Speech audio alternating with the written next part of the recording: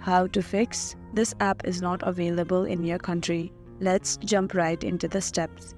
First, you want to go ahead and open settings on your phone. Then you want to tap on general. Then you want to scroll down a little bit and tap on VPN and device management.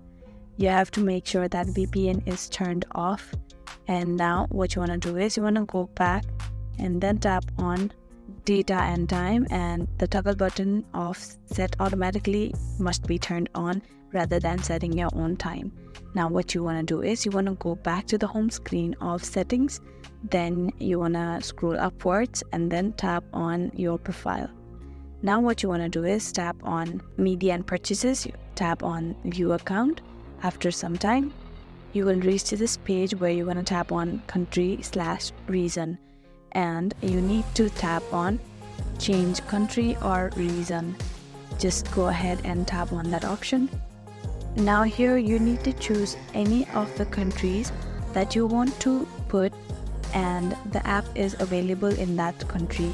Just go ahead and tap on it, and you have to do the further process, that is confirming that it's your region, and that is how you be able to fix the message that says this app is not available in your region.